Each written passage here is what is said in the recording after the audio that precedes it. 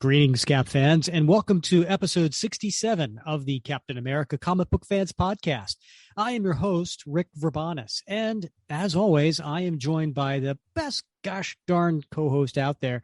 That would be Mr. Bob Lucius. Bob. Hello, Mr. Ross. Well, hello, Mrs. Rachel. Oh, wow, you are. Was that? Well, your time frame, I think, is accurate, right? Uh-huh. So that's in your favor. What did I just do there, Bob? Was that from Friends? It was from Friends. Was that Ross and Rachel? It was Ross and Rachel.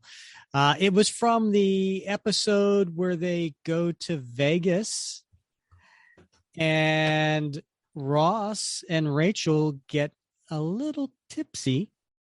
Okay, a lot. Yeah. And then they go into a chapel and they get married. And then they burst out of the doors.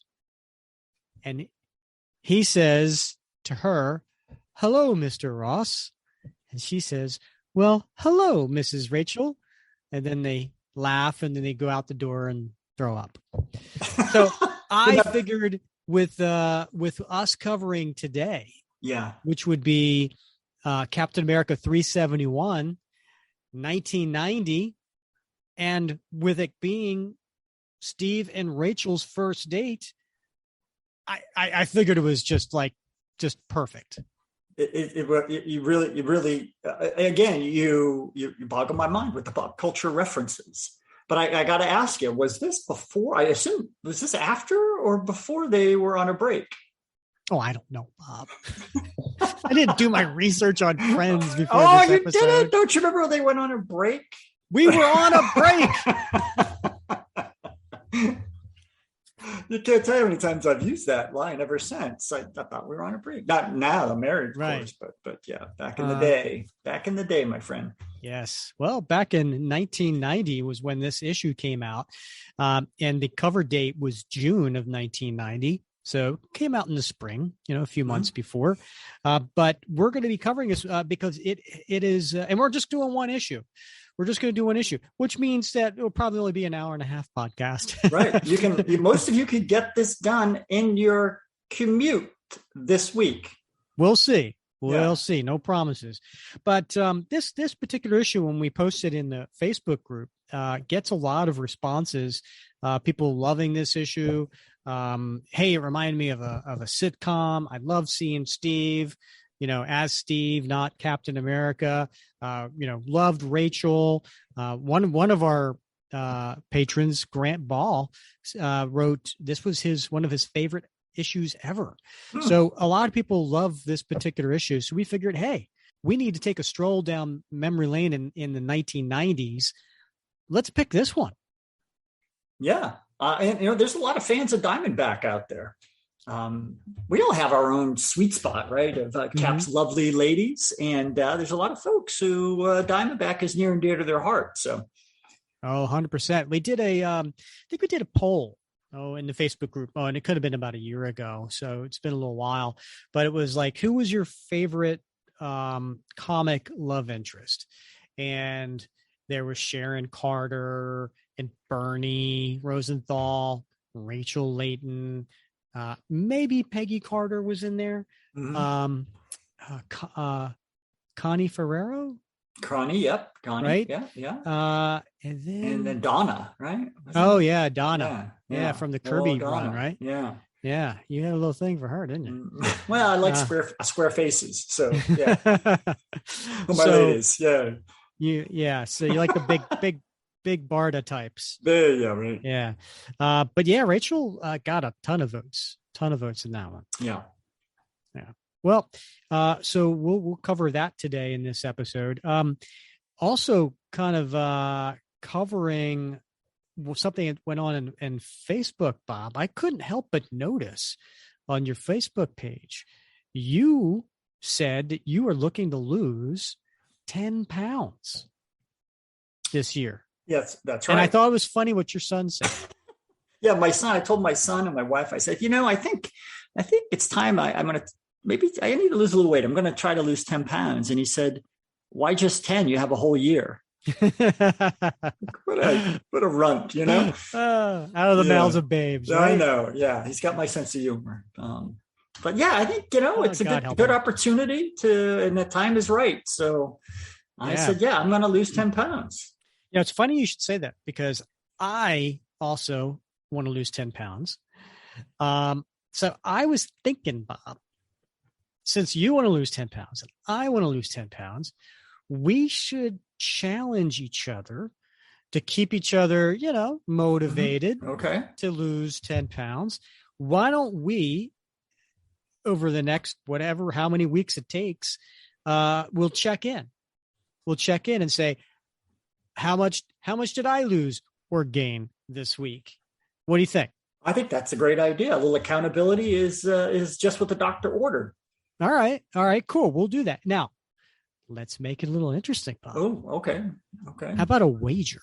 Oh, I like that. Okay, a little. You're a man of chance. Okay, let's do this. Yeah. Well, I gotta say, you probably have an advantage over me, right? Because you're 6'1", I'm barely 5'6", so 10 pounds on me is a lot harder to lose. 10 pounds on you is a drop in the bucket. 10 pounds on me, like if I'm 10 pounds overweight, you notice. You're 10 pounds overweight, not so much. So I think I have a little disadvantage here. So maybe I don't know. Maybe you spot me something here. Maybe, I'll tell you what. I'm going to eat with one hand tied behind my back. Okay. And of course, this is all gentlemen's honor, right? We're not taking pictures of the scale or doing anything like that. We are Captain America believers, and as far as the attributes that he stands for, so we're going to be honest, right? So that's what would Cap do? Cap would be honest. No pharmaceutical enhancements, no lipo. Oh, I'm just calling you out on that one. No lipo, cryo freeze. We have all that down. I don't know up there. We got all that down here. Well, we record on Tuesday nights, so I generally, I generally weigh myself like on the weekend. As do I. Okay. But okay, I can switch to Tuesday mornings. Well, it doesn't matter. It doesn't matter as long as we're 1 week away. Yeah. Right? We take a week apart. Okay. All right. So what's the wager going to be? We got to do something fun, something interesting that the listeners might actually enjoy. All right. Well, my sister-in-law, whenever she forgets to get a gift for some occasion, she always says, "Well, I got you a song and a dance." Mm-hmm. But since we're on an audio podcast, maybe the dancing part wouldn't be very effective. Oh, so we will do a song. The loser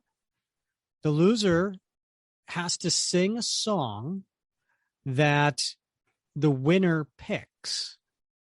What do you think of that? Okay. I got that. All right. I like that. On the podcast. On the podcast. All right. So I would say, Bob, you need to sing, I don't know, Cyndi Lauper's "Girls Just Want to Have Fun." Okay.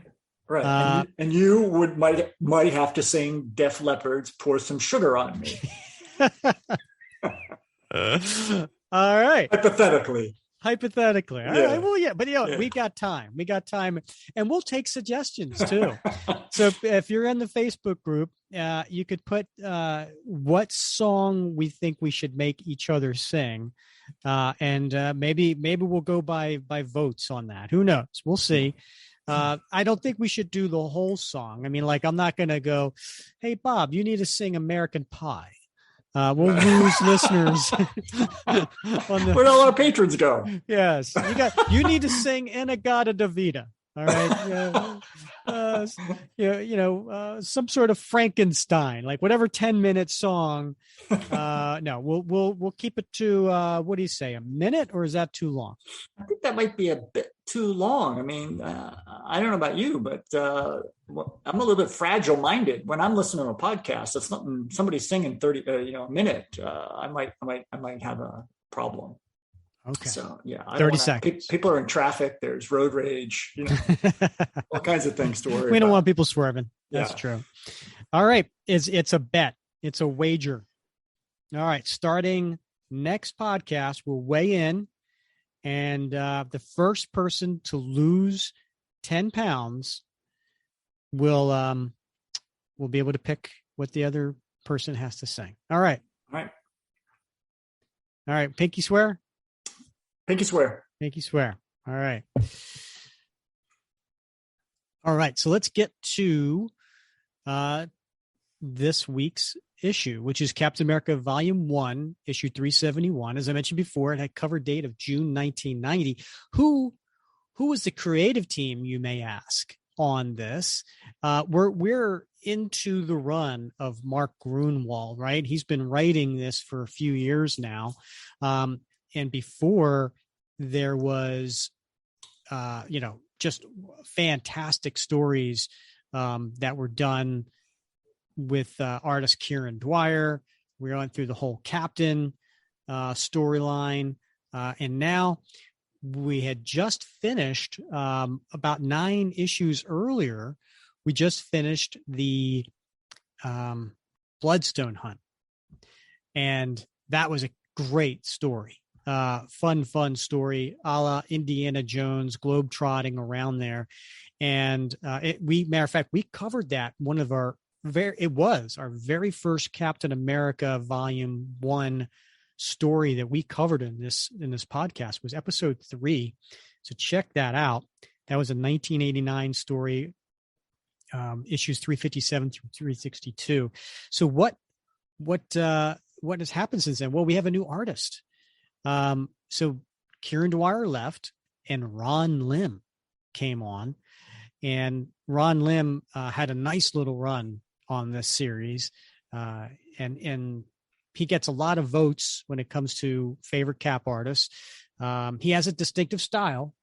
He certainly does. He's done a lot of cosmic stuff, right? He's best known for Silver Surfer.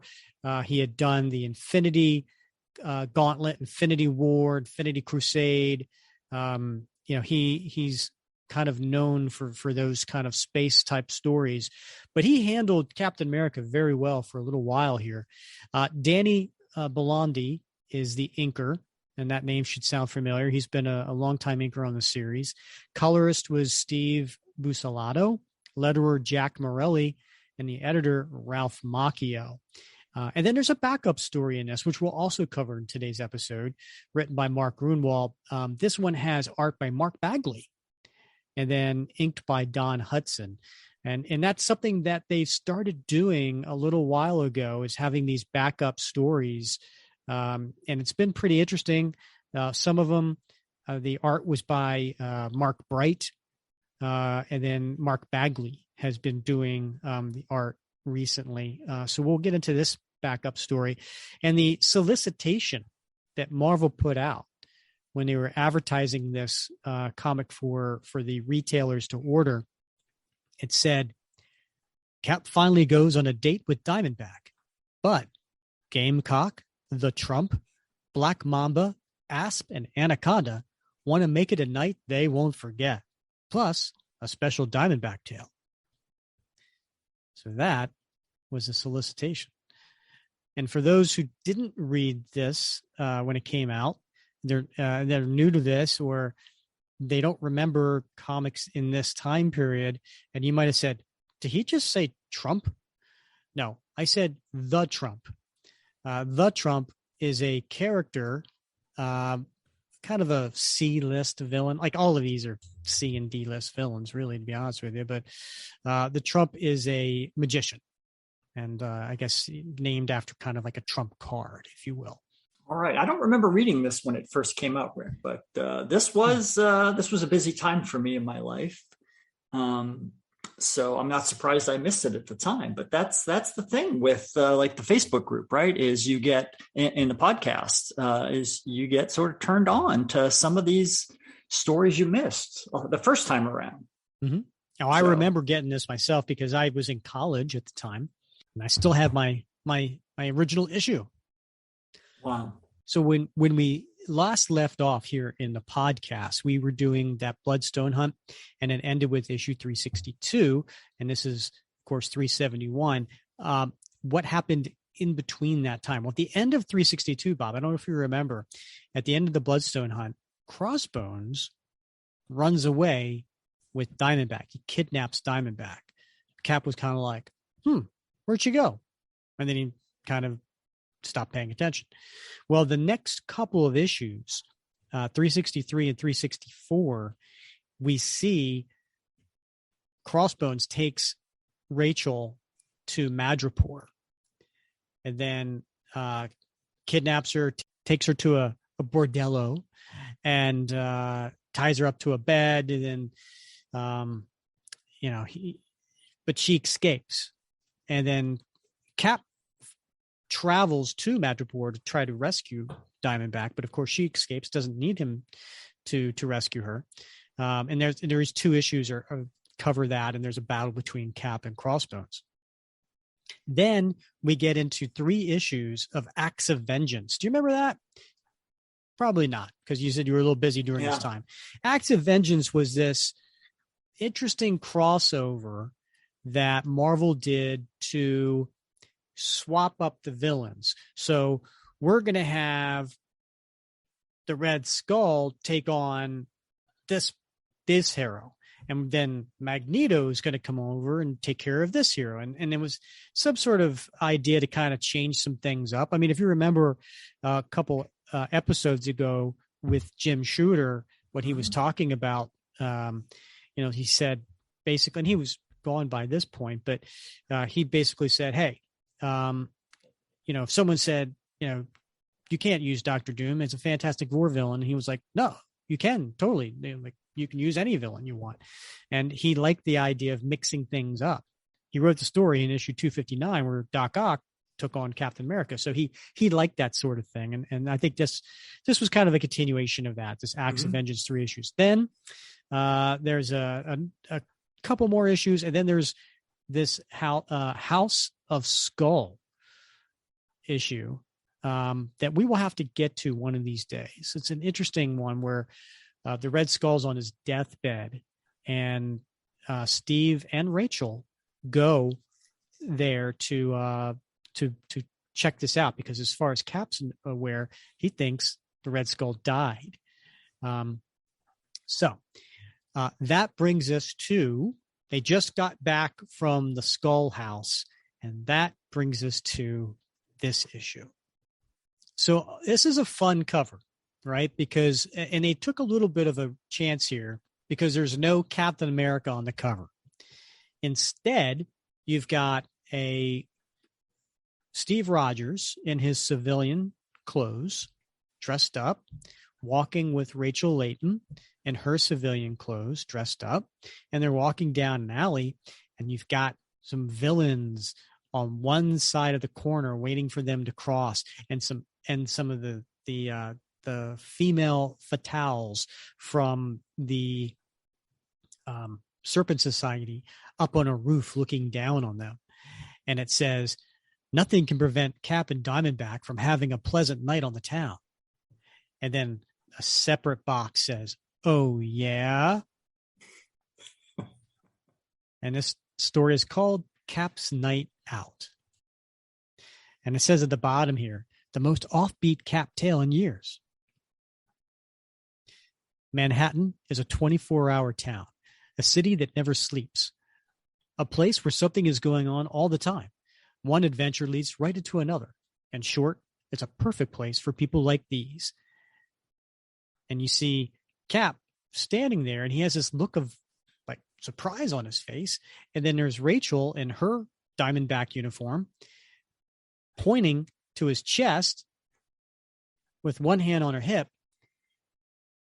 And it says, having just returned from their run-in with the Red Skull upstate, the intrepid Avenger walks his occasional companion, Diamondback, to her Upper West Side apartment. And she's yelling at him, and she says, what do you mean? Well, see you around. So Cap looks at her and says, look, we've helped each other out a few times, but now it sounds like you have some expectations of me you're not letting me in on. I'm not looking for a partner. I've had plenty. They never seem to work out. I'm not looking for a girlfriend either. I've also had those. And with all my Avengers duties, I simply don't have time for a social life. So what's left? How about friend? You have anything against friend? Define friend. You serious? Okay. A friend is someone you can call on when you're in trouble or lonely or just in the mood to go out and have fun. Any problem with that? No. Friends it is then. Okay, friend. So I'm in the mood to go out and have fun. What are you doing tonight? Well, I have some work to catch up. Now, wait a minute, Cap. When's the last time you relaxed and forgot your responsibilities for a couple of hours? All work and no play? You're heading for a job burnout. And they're just having this conversation on a street corner, right in the middle of downtown, in the middle of the night.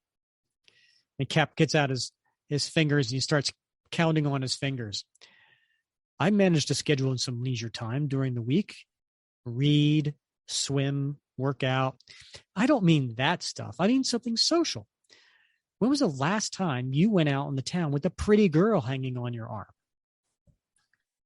A date? And then he thinks to himself, how long has it been? There was a time when I used to go out at least once a week. Then Bernie broke off our relationship, went off to law school. Guess I haven't been able to pick up the pieces of a personal life since then. I'll admit it's been a while, well over a year. Okay, so tonight you're going out with me. Here's my phone and address. Pick me up at 8. And don't you dare bring your uniform or shield. You hear? And she hands him a card. Now, wait a minute, Diamond. No offense, but I'm just not the kind of guy who would look right going out with a girl with magenta hair. And she does. She, going along with her pink Diamondback costume, she does have magenta hair. And she turns and she looks at him and smiles. I'll fix it. Just be there at 8. No excuses. See you then, sport. And she walks off. Cap just looks at her walking away. And he looks a little confused. I love that panel. Yeah, the little exclamation point over his head. Of course, she is walking away from him in that Diamondback costume of hers. That's a good point. So we have Rachel sitting in her apartment, and she's on the phone. Tanya? Hi, it's Rachel. Boy, do I need your help. Now, who's Tanya, Bob? Gosh, I don't remember, Rick. Tanya is Black Mamba, who's her best friend on the Serpent Society. Yeah. So she says, I'm going on the date of my life tonight. I've got to look spectacular. You got to help me get ready. Pretty please? Of course I will. So who is he? You don't know him, but let me tell you, he's the handsomest guy who's ever looked in my direction. And then she thinks to herself, better not mention he's Captain America. Tanya wouldn't understand, her being a member of the Serpent Society and all. All right, be that way. Meet me on Columbus at 81st in an hour. Thanks. An hour later, so the two of them are in their civvies and they're at a hairdresser's. We'll start at the top, your hair. I pulled some strings and got my personal hairdresser, Eugene, to start to see you on such short notice. You're a lifesaver, Tanya. Don't know how I'll ever repay you. Well, for starters, you could tell me a little bit more about your mystery date. He's just a cute guy I met. Is he in the business? Sort of, yes.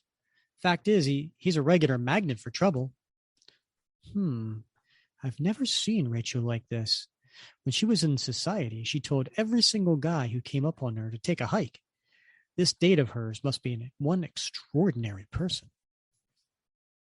Meanwhile, back at the Avengers headquarters. Of course, Bob, I want to say it like, meanwhile, back at the Avengers headquarters. That was perfect. Right? I mean, you just hear that, right? When you see meanwhile, that's like the voice I hear in my head. So the his three companions are there. The guys that work on his team. Now, you might remember them from the story of the Bloodstone Hunt, and they were, I'd say, Michael O'Brien, John Jameson, right, which is J. Jonah Jameson's son. He's the pilot, and then Fabian Stankiewicz. He's like a mechanic, right? Yo, Captain. Hi, Mike, John, Fabian. You guys seen Jarvis? I need to speak to him. I'll see if I could scare him up. Soon, in Cap's private quarters. And there's Jarvis. Now Jarvis has got an eye patch on his left eye, Bob. Do you know why that is? He's channeling Nick Fury, Rick. That would be absolutely wrong. So what happened was in an Avengers tale, had the Masters of Evil with Baron Zemo and what's his name? The Mr. Hyde. I think the Wrecking Crew. I can't remember, but they attacked the Avengers and really damaged and bloodied a lot of them. And then I think it was Mr. Hyde beat Jarvis pretty bad, and that's how he lost his eye. You wish to see me, Master Steve? Yeah, I actually have a date tonight, Jarvis. I could really use your help getting ready. Very good, sir. The civilian clothes I recovered when the island sank are, well, pretty out of style. Say no more, sir. I know an excellent shop. A few hours later, and then we have the older Peggy Carter, who's also on Steve's team. Steve, can I believe my eyes? Are those shopping bags in your hand? I need something to wear. I'm going out tonight, mademoiselle. Oh, I'm so glad. She comes up and she gives him a kiss on his cheek. I get worried about you never taking any time off. Really? Thanks, I guess. I'll be in the gym if anyone needs me. And then at 7:00, here's Steve in his 1990s wear. Yeah. Oh, yeah. Double pleated pants there. Oh, I love the pleats. Mm-hmm. Can't have enough of those pleats. And then he's got a pinstripe jacket, sport coat with a, Bob, look at that pocket. Yep. He's got a little handkerchief coming out. Yeah. And the skinny tie. It's a little skinny tie. Very skinny tie with a tie tack holding it into his shirt. Oh my God. I totally dressed like that back in 1990. Yeah. I was dressing like that in the late 80s. So there's a little bit of Miami Vice, going on in my wardrobe at the time with my pastels, my satin skinny ties. Oh yeah. Very nice. And I would have looked like him too, because my hair was blonde and wavy like that back in the day. Yeah, I didn't look like him at all. Well, let me rephrase that. I would have looked like the before the super serum version. So Steve says to Jarvis, who's rocking a really cool comb over right there. So, how do I look? Splendid, sir. You are sure to knock them dead, as they say. Well, guess I'll be on my way. And then he's going to turn off the light, and he looks back, and he sees his Captain America uniform and shield, and he looks over his shoulder. Wonder if I dare bring... Better not. So within the hour, he is now at the front door of Rachel's apartment. But Bob, he's got flowers in his left hand. Mm-hmm. I always bring flowers to when I meet friends for a casual social evening. So, all right. Is this just old-fashioned Steve, where he's bringing flowers because he's seeing a girl and even though they're friends? Or does he know it's like a romantic date? What do you think? That's a good question, Rick. And I got to admit, I'm torn, right? Because I do think he is a very traditional, conventional guy from that time frame, right? And so I think maybe he would just bring flowers anyway, just as a gesture of thank you for the night. But on the other hand, her arguments notwithstanding, to get him to go on this outing, I do think he knew what was coming down the pike, and just decided, well, maybe I'll just go along with it. What could happen? So you're basically not picking a side. You're picking both. Okay. Correct, sir. Okay. Well done. So he's thinking to himself, hey, I just realized she's never seen me with my mask off before. No big deal, I guess. I'm not as paranoid about guarding my private identity as some of my colleagues. Who is it? Your date, Steve. I don't think I even told her my real name before.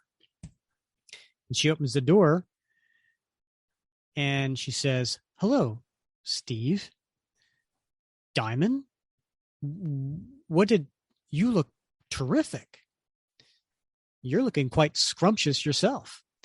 And there's a nice big panel of Rachel in brown hair, brunette, right? She's not rocking the Rachel pink that she had.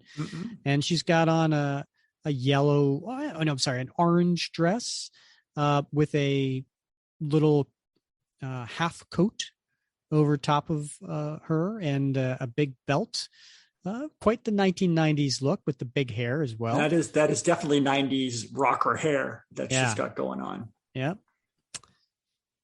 And she says, but please, tonight I'm Rachel. Let me get my purse. And then they go walking out, and he's like, I can't get over how normal you look, Rachel. You look great in civvies too, Steve. So where are we going? And they're out in the street, and he hails for a taxi. I know this nice pasta place in the village. Taxi! Bleecker and Thompson, please. And they drive off. But what there on the street, sitting there, is a stretch black limo. And you hear a voice inside say, there they go. Follow that cab.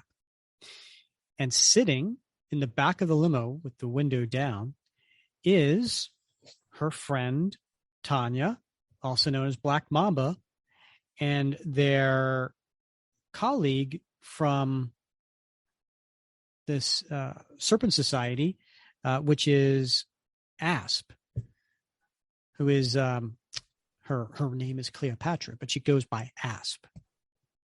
Makes sense. So Steve and Rachel was sitting in the back of the cab and looking a little nervous. And Steve says, Rachel, nice night, isn't it? And then I love this about Gruenwald's writing, is that he does the thought balloons all the time, and he adds elements of what people are thinking. And in this case, Steve goes, lame, Rogers, lame, which adds to the story, right? Because it shows that Steve, who as Captain America, is very confident.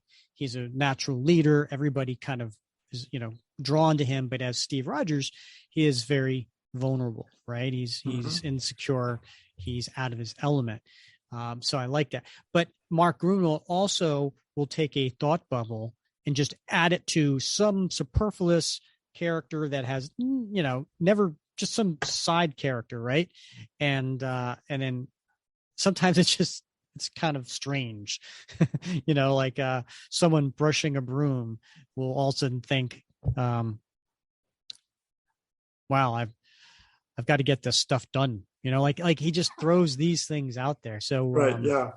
But I love that about Gruenwald's writing. So Rachel then thinks to herself, this is too much. The ultra cool, ultra calm Captain America sounds as nervous as I am. It's very pleasant out, almost balmy. So then all of a sudden there's some sort of traffic jam. And then we hear these different voices. I'm not sure where all the voices are coming from. I think the first balloon is Steve saying, I'm glad we decided to do this. I really haven't. And then we hear these other voices. Hey, what's the holdup? A lousy traffic jam at this time of night? Think I see red blinking lights. Police? One of us better go and look. Cleo? All right. Be careful. She doesn't see you. So that was Black Mama talking to Asp. And so she's got a trench coat on, Asp. And she starts walking on the road towards where the police cars are. And she thinks to herself, it is some kind of police matter. And the police are yelling, okay, fella, just let the woman go and no one gets hurt. Beat it, lady. No rubbernecking. That guy wearing a chicken suit or what? And sure enough, there's the gamecock on the top of a staircase in front of a door in an apartment building, and the spotlights are on him, and he's got his claw up at this woman's throat. I'm warning you, this is between my woman and me. I got to teach her that nobody says no to the gamecock. Nobody says no. No means no, gamecock. Yeah, this is pre that time frame. Gamecock didn't get the memo. Help, please, help. He's crazy. And one of the other police officers thinks, Gamecock? He's some two-bit gang leader up in Harlem. He's straight off his turf. And Asp thinks to herself, macho creep, you deserve a taste of venom. Come on, Gamecock. Let her go and you'll be back on the street by morning. Hurt her and you're looking at hard time. And Asp sneaks behind the police officers. She gets up to on the side of the building. This angle should do it. Charlotte's my woman. This is just between her and me. If you goons don't buzz off. And then there's a big zap. Actually, that's probably not. I said it wrong. Bob, how do you say this special effect here? Zazp. And he does. He gets zapped and he falls backwards. I ain't going to be responsible for it. Whoa. What the heck was that? Lightning? Move in. Move in. Freeze, rooster man.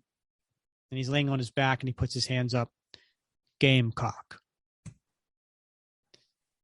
So Asp starts walking back in her trench coat. And one of the taxi that Steve and Rachel are in, she's walking by and the driver says, so what's going up there, lady? Cops caught a purse snatcher. Did Rachel notice me? Don't think so. Looks like she only has eyes for her date. 15 minutes later in Greenwich Village, they're getting out of the taxi. Well, it wasn't the quickest ride I've ever taken, but at least we made it. Yeah, and it was all I could do to keep him from jumping out to see what the holdup was. The restaurant's right down this block. And they get to the restaurant, and there's a sign on the door. And Steve says, what? Closed? When did that happen? This used to be Bernie's favorite eatery. I didn't think to call first, since they don't take reservations. I'm sure there are plenty of other restaurants to try. How about Mexican food? I can always eat Mexican. So they're inside, and the waitress is taking their order. Frozen strawberry margarita for the lady, and just a seltzer for me. Salt or no salt? Salt. Such a gentleman. Mm-hmm. Placing the order for his lady. An alcoholic beverage at that. Well, funny you should say that, because Rachel asks him, tell me something, Steve. Don't you ever drink alcohol? No. My father had a drinking problem. I've had an aversion to this stuff ever since. You don't mind people with you drinking? Not in moderation. And by the way, we have Black Mamba, also known as Tanya. She's wearing a black or blue trench coat with a hat, big brimmed hat over her, and she's standing at the bar, eavesdropping.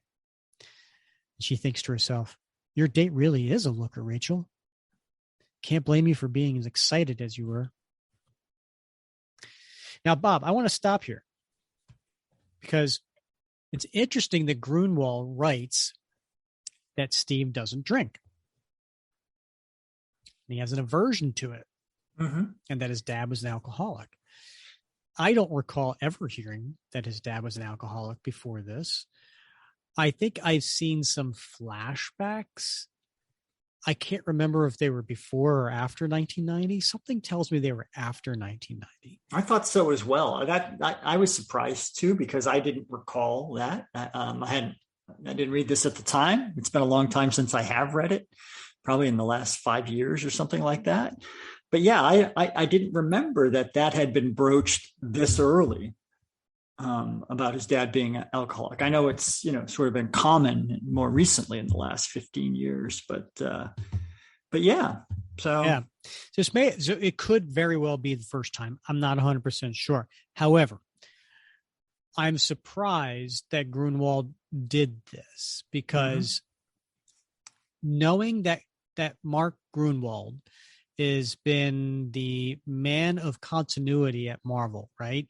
Like, he was known as the continuity cop at Marvel. He had to know that there was a story by J.M. DeMatteis during one of the first stories that he wrote that had Steve and his civilian with Sam and one of his other friends. I can't remember which one. They're at a bar drinking pitchers of beer. And then Steve and Sam kind of got a little bit tipsy. Right. And then they went out into the alley to stop a crime. And remember that? Yep. Yeah. So that story is interesting because, one, Steve was drinking. Two, even with his, super soldier serum, he could still get tipsy. So that was, I don't know. It's almost like that story has been forgotten. Right. Yeah. I don't want to go too far afield, but I, for one, have never liked that sort of embellishment to Steve's background story that his dad was an alcoholic. Never sat well with me. And I know that was, particularly in volume 7, that was really dug into quite a bit. For some reason, it just never sits well with me. Yeah, it's almost like, that, maybe that could be part of the top 10 retcons or something, when we get to that episode. But yeah, I don't know. Maybe the writers felt like, how can we make Steve's past even more challenging, right? His mom died at an early age. He was a scrawny kid. He was in the middle of the Depression. He didn't have any money. No, that's not enough for him to overcome. Right. His dad also had to be an alcoholic and abuse him and his mom. Yeah. Why was that necessary? But why was it necessary? I don't know. Maybe some people like that story and say, you know what? Hey, maybe for let's face it. Unfortunately, abuse like that is not so incredibly rare, right? Unfortunately, right? So there's certainly people who have suffered through that, through trauma, been victimized. Maybe this is another way to say, hey, look, Steve, as a frail kid, was able to overcome this. You can too. I don't know. Maybe I'm grasping at straws here, but anyway, I found that interesting. And this first thing that came to my mind when in this scene in this comic. Good catch, though. And after a leisurely meal, we see Steve and Rachel walking at night. And now, I don't know if you noticed, and I didn't point this out before, but when Cap or Steve was hailing the taxi in the very beginning of their date, Rachel was carrying her jacket, not the one that I pointed out that she was wearing, but she brought an additional jacket in case it gets chilly. She was holding it. Now we see Steve walking with the jacket draped over his arm, almost like a waiter. He's carrying Rachel's jacket for her. Wow. The plot thickens. That's the little details, Bob. Yeah, you're right. You're right.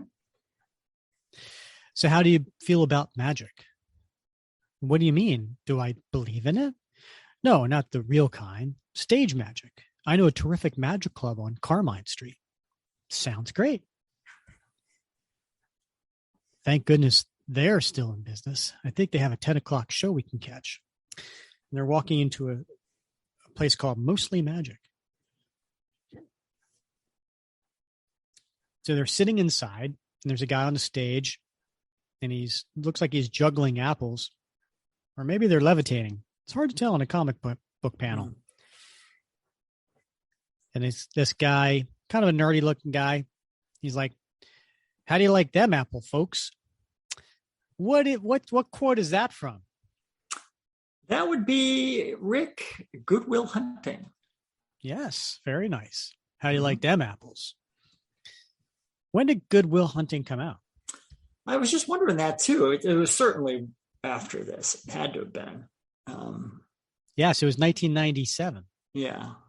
So maybe the writer, maybe Matt Damon and Ben Affleck stole that from this panel.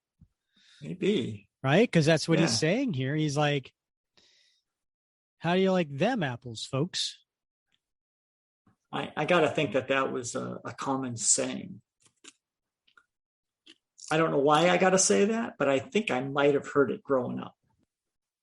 That sounds like something like, my dad would say, his generation. Wasn't the quote more like, how do you like them apples? But there wasn't an emphasis on them. I always thought Ben Affleck put an emphasis on them. I think it was just the Boston accent. Okay. No, I'm serious. I always thought Ben Affleck, he was like, how do you like them apples? Right? Yeah. Like he'd totally put an emphasis on them, which according to the letterer here, bolded the word them. I don't know. Well, here it says right here, and Wikipedia is not wrong. It says, how do you like them apples is an expression that supposedly originated during the First World War when the Allies' anti-tank grenade was colloquially called a toffee apple because of its bulb-like appearance on a stick. The phrase was a taunt against the enemy when the toffee apple grenade stuck to the tank. Oh, interesting. Now, in Wikipedia, does it actually emphasize the word them? It does say, how do you like them apples? No, I know it says that, but does it emphasize the word them and in bold or italics or anything like that? It just says, how do you like them apples? Okay, right. That's my point. British That's an expression. That expression has been around for a long, long time. How do you like them apples? Right? But how do you like them apples?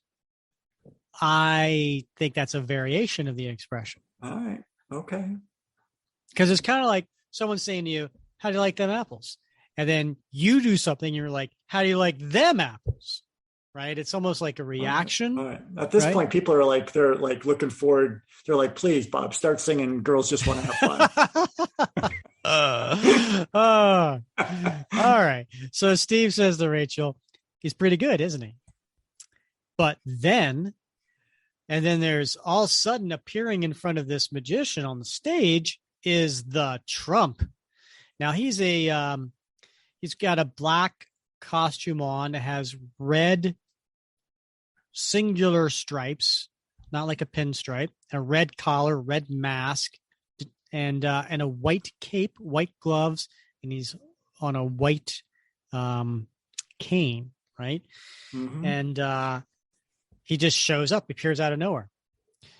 I interrupt this cretin's performance to bring you a special treat, an impromptu and unannounced, once-in-a-lifetime opportunity to see the ultra-stylish legerdemain of the one and only Trump. And he puts his hand up like, ta-da! And the guy behind him thinks, hey, how'd he Make yourself scarce, apple eater. This stage belongs to me. Run along or I'll make you go poof, capiche? And Rachel looks at Steve. Is this part of the show? Beats me. Poof. Ow! What did I tell you? And then, sitting in the back of the audience, we have Black Mamba. And she's thinking to herself, the Trump, eh? What a scoundrel. Went out with him once, and he stuck me with the check. Must be here to sharpen up his sleight of hand skills. This is a riot. Or else to fleece the crowd. Wouldn't put it past him, just to be on the safe side. I better take him out of play, as only the Black Mamba can. Now, do you know what Black Mamba's special power is, Bob? You know, Rick, I got to tell you, I got a thing with the Serpent Society. Why did it have to be snakes? Which is, I'm not a fan. And so I've always breezed past the Serpent Society stories. I'm just not familiar with the characters in the Serpent Society. So you're going to have to educate me here.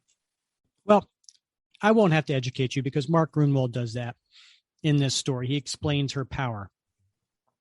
But all of a sudden there's this black kind of mist that exudes from her and starts floating towards the Trump on the stage.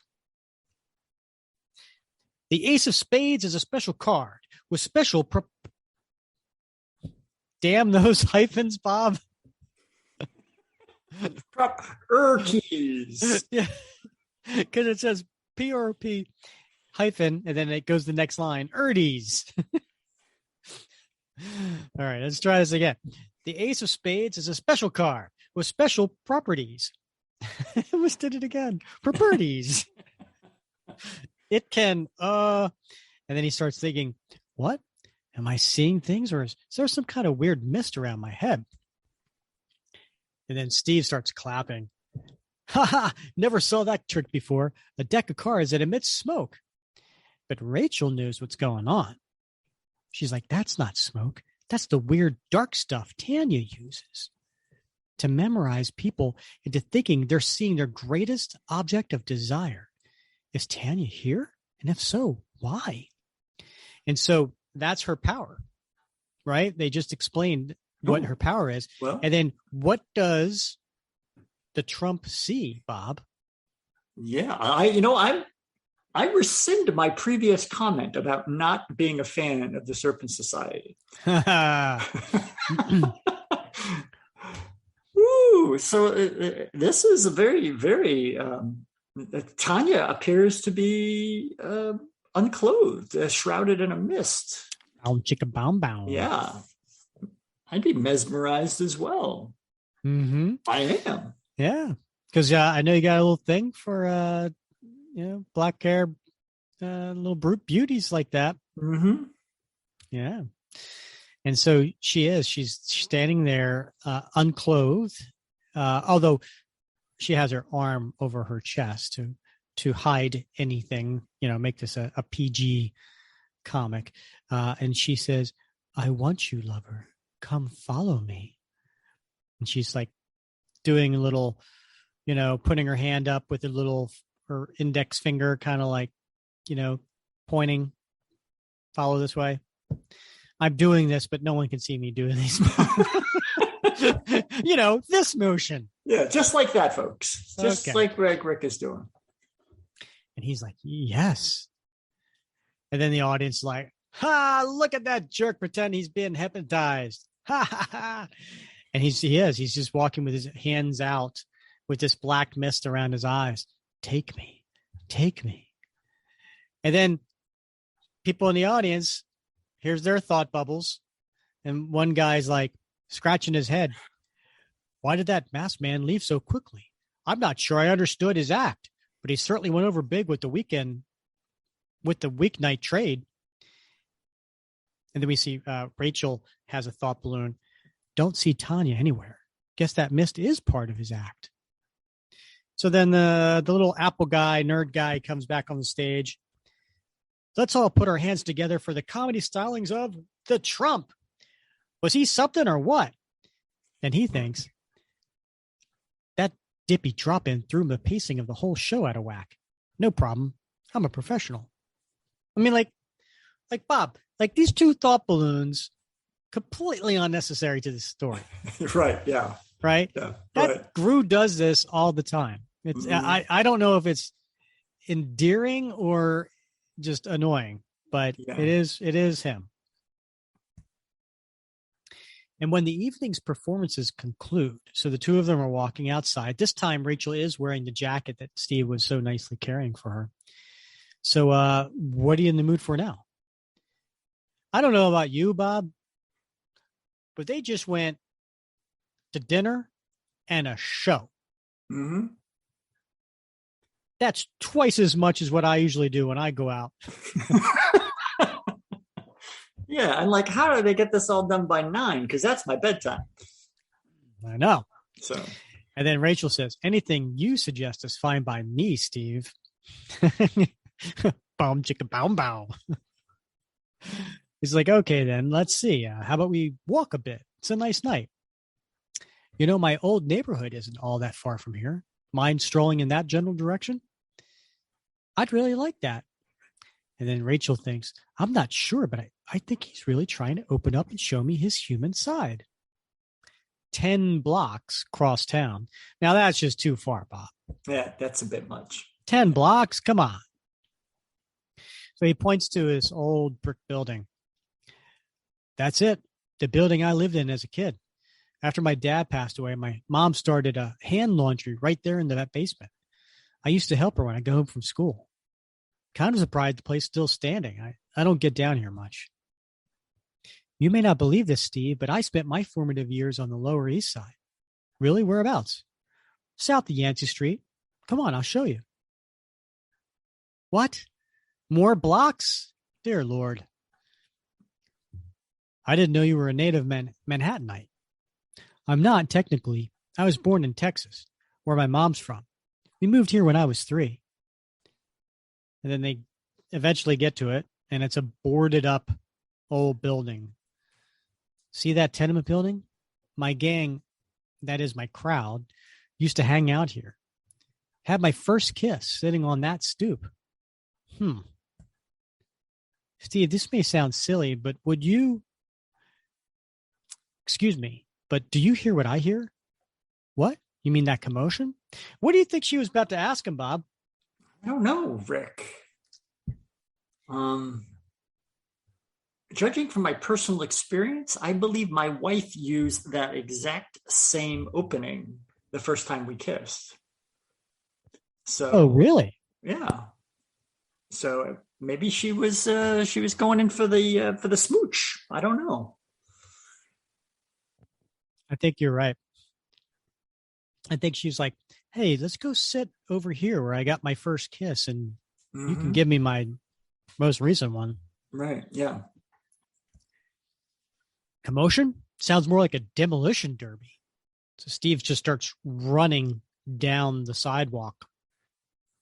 And all of a sudden, those double-pleated slacks, you could see the muscles bulging out of his pants. They really do give you a freedom of movement that sort of the more recent skinny jeans simply don't.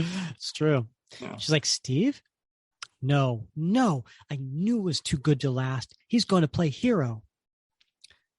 So Steve turns the corner, and there's these two people battling in front of this particular building. What in a man and woman fighting, wearing costumes. And there's this big, gigantic, very strong-looking woman.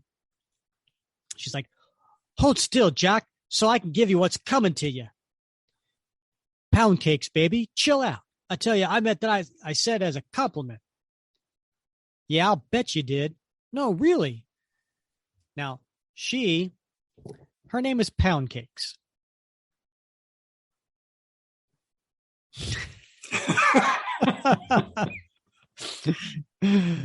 All right, we'll leave that alone. Okay. Yeah. All right. You know what his name is? His name is Jackhammer. Yeah. I didn't know that, but I guessed it from his attire. Yes, because he's kind of got a helmet It looked like he could pile drive. Mm-hmm. Yeah. He could pile drive pound cake. He could jackhammer away. Oh boy. So Pound Cake says, "Look, Romeo, a wrestling superstar like me has a reputation to worry about. If I let every two-bit pug hit on me in the public like what you did, tell you what, if I can pin you, then will you go out with me?" And then Rachel grabs Steve on the shoulder. "Come on, Steve, no need to get involved. They're not hurting anyone except each other, maybe. Look at the cracks that woman is making in the cement with just her boots. Any minute now, there's going to be some major property damage, I'm sure." Oh, Steve.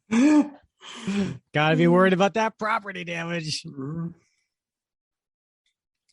"But you don't have your costume, or then I do this plain clothes."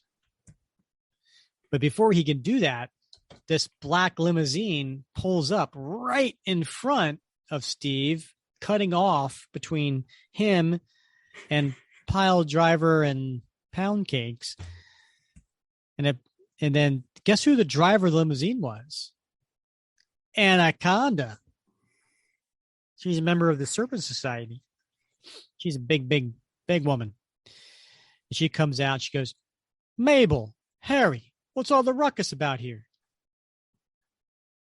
"Whoa, that's the strong woman from the Serpent Society, Anaconda. She's big trouble. What's she want?"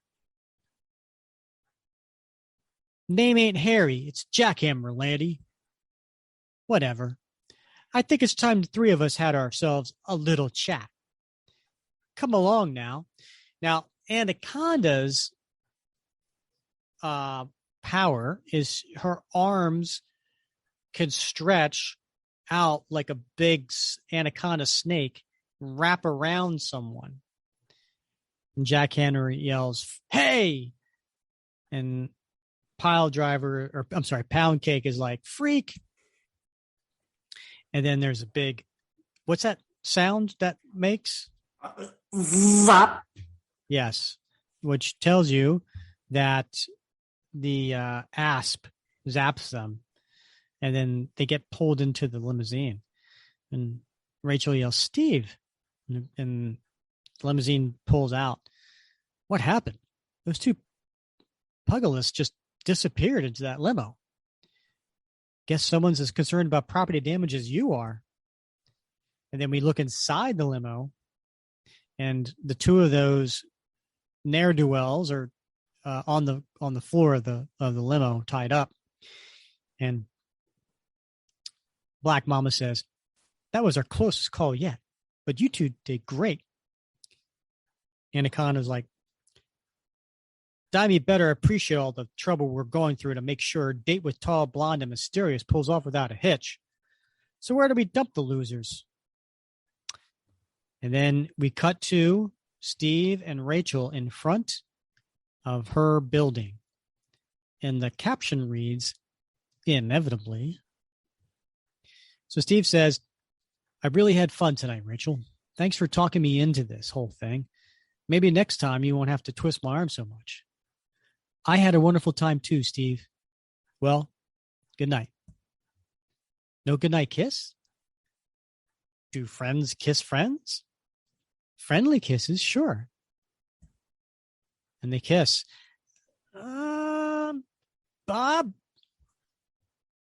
doesn't look like a friendly kiss. No, that, yeah. I mean, that's not like any friendly kiss I've ever had. Maybe I'm doing it wrong. Apparently, yeah. I mean, a friendly kiss is like a peck on the cheek, maybe peck on the lips, but lips don't usually do what they're doing right now. Mm-hmm. We used to do in the diplomatic side. We did those those sort of like cheek kiss. Where you go like, one on each cheek. You go back and forth a few times. Mm-hmm. Yeah, maybe a few more if you really liked it. Yeah, it's really weird because you don't know who's doing it. Like do I do the handshake or do I do the it gets confusing. Bob, when you meet people, how do you greet them? If you know, these are friends, friends or family, people that you know well. How do you greet them? Oh, it's definitely go with the handshake, pull them in for a hug. Okay. Yeah. All right. Very masculine. Yeah, I'm a big pull in for the hug sort of thing. Okay. You know what I do? I go right for the hug. Yeah, you go right in, huh? I go right in. Yeah. I go right in. Yeah. See, I'm a hugger. I got the hand. I pull them in because other's, you're 6'1". I don't want to go for that. That's a power move. I don't want to go for the hug, and then they're like, "Hey, abort!" Oh, I'm a hugger every time. And what happens is people who don't want to hug, they're like, "Oh, I'm getting hugged now." Yeah. Okay, here's your mail. Yeah. That'll be 217. Yeah, it's funny. When my first marriage, her side of the family did not like to hug.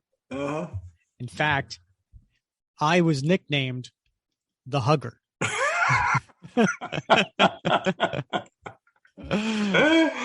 Here's the funny part. My son's just like me.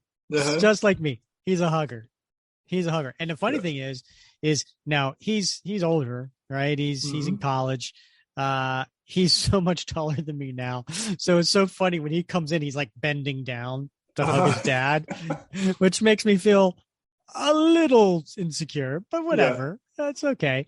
My daughter, on the other hand, couldn't be.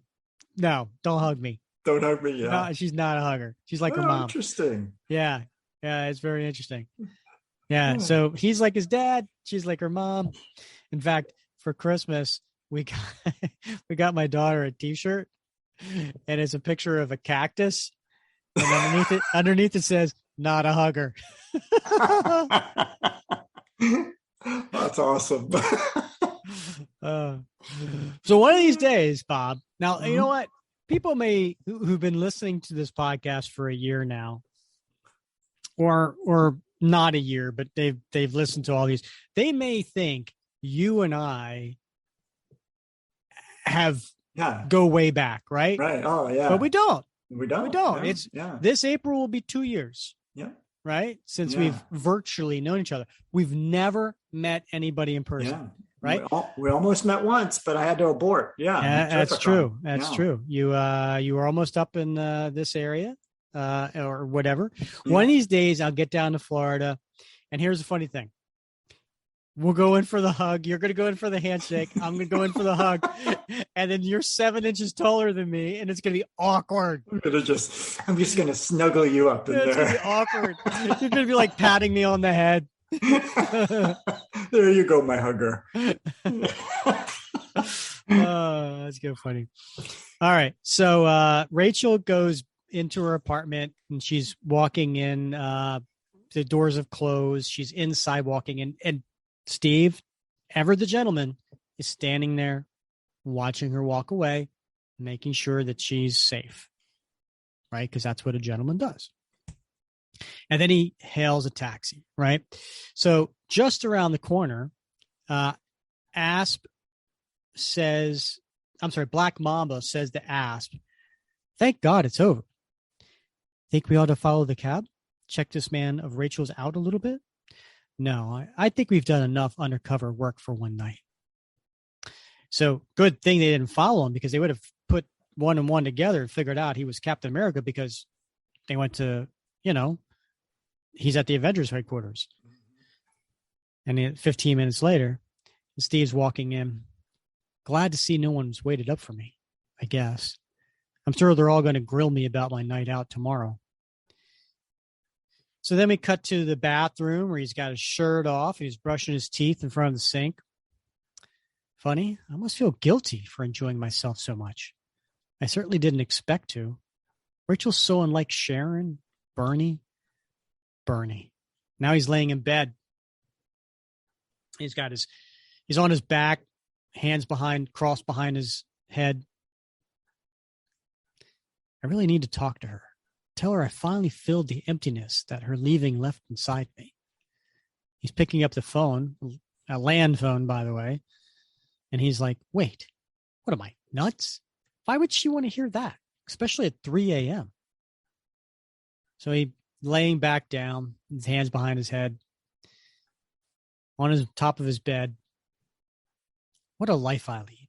I'm usually too busy or too exhausted to think about it much anymore. Don't know if that's good or bad. For years, my American dream has been to fight to give other people the chance to realize whatever their American dreams might be. I guess I've lost track of how this commitment to others has left me with so little time for myself. I'm not complaining. Life is full, rewarding, and yet I see by tonight how I've been denying myself a lot of life's simple pleasures. Maybe I've got to find a way to work more fun into my life. I'm sure Rachel would be more than willing to help me do it. But before I'd let her, I'd have to know she's willing to give whatever illegitimate activity she may have once engaged in for good. Now, that's the end of that story. Now we're going to cut to the backup story, which, as I mentioned before, the art is by Mark Bagley. And we cut to Rachel entering her apartment after their date. And the name of this story is Girl Talk. So Rachel has a smile on her face, and she's thinking, and the caption says, while Steve Rogers' thoughts turn from euphoria to melancholy across town, and we see Rachel, and she has a smile on her face. She's thinking, what a night, what a night, what a night. I even got him to kiss me for crimini's sake. And here I was hearing things, or did he actually say something about next time we have a date? Man, oh man, I knew I'd get over on him if I really worked at it. I knew even a living legend had a heart that could be won. Okay, so it's not all like he's all mine or anything, but I just know I'm the top contender. He's got to be thinking of me right this minute. And then standing in the room as she's walking into her apartment is Black Mamba in her trench coat. And Rachel's like, someone's broken in. And she pulls out a diamond. At ease, dear. Oh, you. What are you doing here, Tanya? I just had to know how your big date went. Now, Bob. Mm-hmm. So we switched from her taking off her coat, not even her overcoat, her undercoat, mm-hmm. right? And she still has the orange dress, right? Mm-hmm. Mm-hmm. And then in this next, I just know how your big date went. Mm-hmm. And in this very next panel, she's wearing a nightie, right, and putting on a robe. Yeah, not sweats, but yeah, very, very quickly. It was a quick presto changeo. But I think these like superhero supervillains, they get really good at this quick change. Occupational skill set. A very good point. Yeah. Very good point. You've got your nerve barging in. What if my date was, still in progress? Ha! You don't think I know how far you'd go on a first date. I'm your best friend, for crying out loud. Let's have some tea. Come on, don't be shy. Tell me, how was it? It was great. All I hoped. So what's the story on your mystery man? All you said is he's handsome and attracts trouble. What's he got that all the serpent guys hot for your bod don't? Well, he's just the most incredible guy I've ever met. Gentle, honest, charming, manly, but boyish in certain ways. Bob, I'm looking back now on our What Would Cap Do coins. Mm-hmm. I think we have the wrong attributes. Yeah, you're right. These are right. I mean, our attributes, I'm looking at a coin right now. Our attributes say humility, empathy, honesty, perseverance, integrity, mm-hmm. compassion, sacrifice, courage. How was I to know all along we should have said gentle, charming, manly but boyish? Well, the second edition. That's true. Next coin. So Black Mama says, I didn't know you went in for that sort of stuff, Rachel. Huh. Well, he's the reason I want to go straight. He wouldn't approve of me working for the Serpent Society anymore. I just know it. Let me ask you something, friend to friend. How do you intend to support yourself? No offense, but I don't see a lot of conventional skills you could put on your resume. I don't know what I'm going to do yet. We do get jobs that don't require law breaking, you know. In fact, I've got a bodyguard job tomorrow, a cool 10 thou for a day's work. I'll be willing to cut you in. It's tempting, but I really shouldn't. I don't want to spoil your evening, Ray, but is this guy really worth all this? How can he be right for you if he won't accept you for what you are? Is any man worth the sacrifice you're making? What do you hope to get out of your relationship with him? Good times? Regular you-know-what? Marriage? What's the regular you-know-what, Bob? Life insurance. Oh, okay. Yeah. Yeah. Health benefits? Health benefits, yeah. Dental plan. Rachel looks down at her tea. I don't know. Well, if I were you, I'd factor in what you stand to gain before you figure out what you're willing to give up. Just some sisterly advice. You can ignore it. Oh, look what I did. I ruined your good mood. I'm sorry. She reaches in, she kisses her on the temple. No, it's okay. I better run before I strain our friendship further. I'll see myself out. Good night. Slam. And man, Rachel overreacts just a tad. She smacks her teacup on her saucer and what's it? What's that expression? What's the sound effect here? Splash. And she knocks it on the floor. And she starts just running away to her bedroom. Some friend, darn straight she ruined my good mood. What makes me angriest is that she's right on the money. How am I going to make a living now that I'm out of the mercenary game? Here I am contemplating a life of virtue, and I haven't the slightest idea how superheroes make ends meet. And she goes into her closet, and she looks at her Diamondback costume. Wonder if Cap is paid anything by the Avengers. I never thought I'd ask, but he must be. Well, I got a lot of sins to atone for before I'm Avengers material. What else is there? There was that Heroes for Hire firm, but they're out of business. What if the law simply doesn't pay? And then she tosses the Diamondback uniform on the ground. Is Cap worth all this grief? The empty bank account? The empty feeling inside me? And then she goes and she tosses herself on the bed face down into her pillow. What is wrong with me? I haven't let a guy get to me like this in years. I was just having fun at first, flirting around with a living legend, but why did I let myself fall for him like some silly schoolgirl? What am I going to get out of this besides having my rep as a criminal ruined? Am I really so vain as to think I have what it takes to make a man like Cap love me as I want? Need me? Am I really so vain as to think I have what it takes to make a man like Cap love me as I want?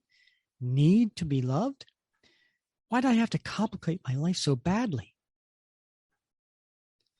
The next morning, Rachel's on her phone. It's a cordless phone, Bob. You know how you could tell? The absence of a cord? The long antenna. Oh, yeah. Yeah. Tanya? Rachel, did I get you up? No, just on my way out the door. Hey, sorry about last night. Really, I should have given you a day to get down off your high before. It's okay. I just wanted to ask you. You changed your mind? You went in on the job? No, I wanted to ask you if Sidewinder's sister still ran that fashion boutique on the Upper East Side. I believe so. Why? I was thinking of calling her to see if she needs a new sales clerk. And then in the background, we see the Diamondback uniform on the ground. The end. So what'd you think of the story, Bob? Yeah, that was a fun story. It was cool. It was cool. It's always fun seeing the personal side of Steve, right?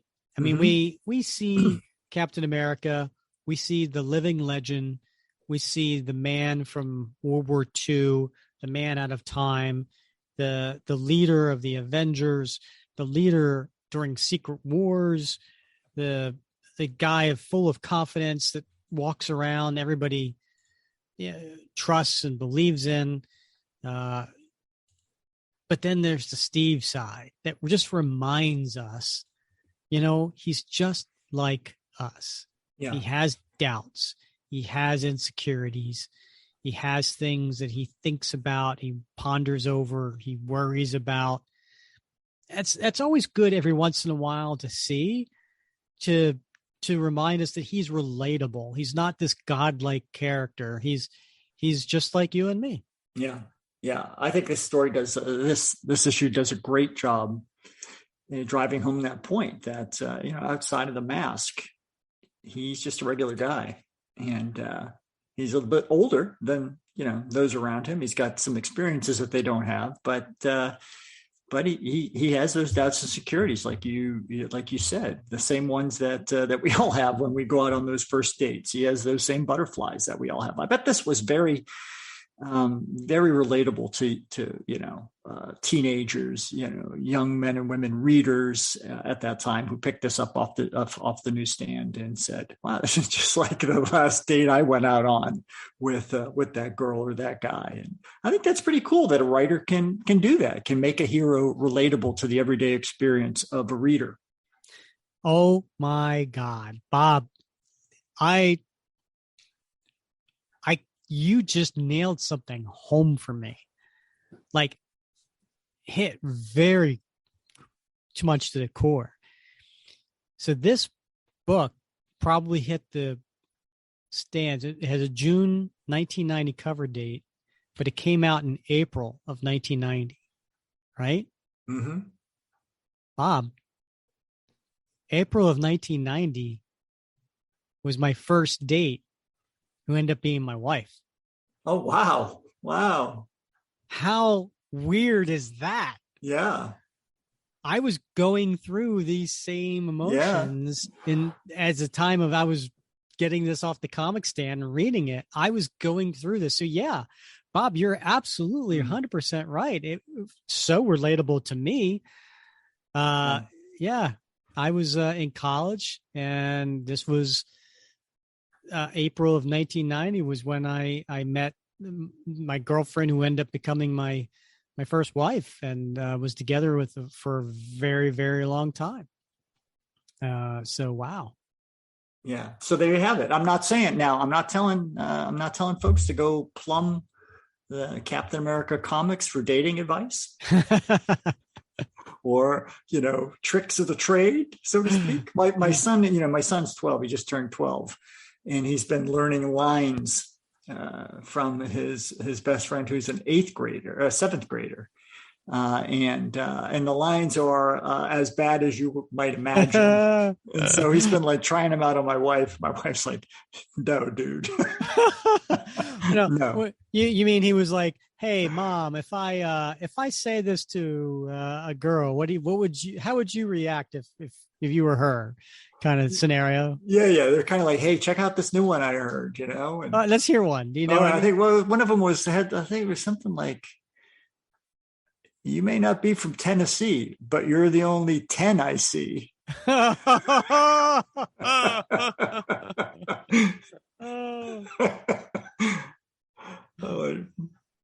You handle this, honey. What's the one where if I told you you had a beautiful body, would you hold it against me? Yes, that's what I was thinking of. Oh, I haven't told him that one yet, but no. Oh, you totally have to now. Oh my gosh. Yeah, it's ridiculous. That's so funny. Oh, that's too funny. Yeah.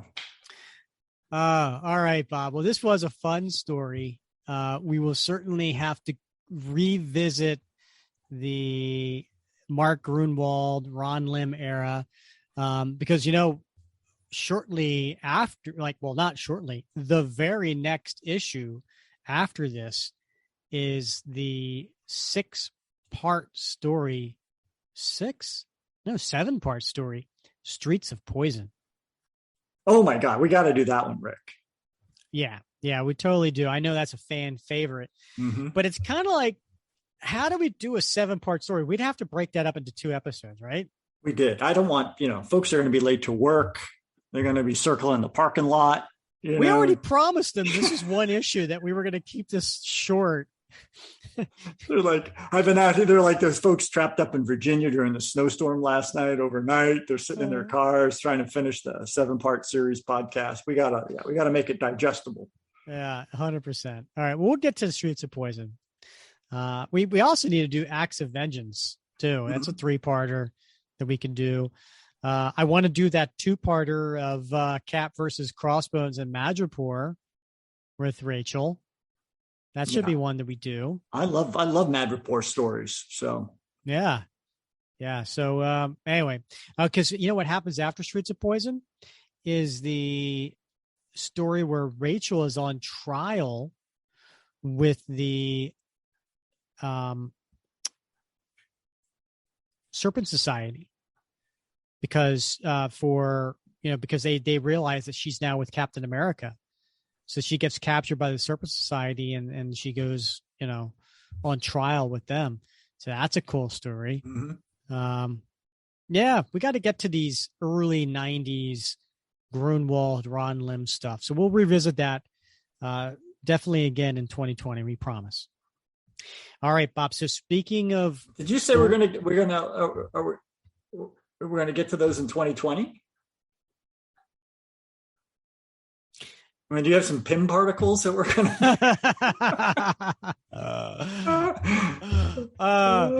Some people when there's a new year, they still write the old year. Oh, right. Yeah. I like to go back 2 years. 2 years. That's what I like to do. You're an overachiever.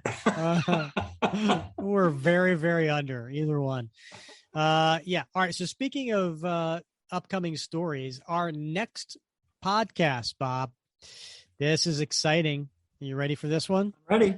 We are going to go to the year 1980. And we're gonna visit Captain America 241. And I know what you're thinking, 241.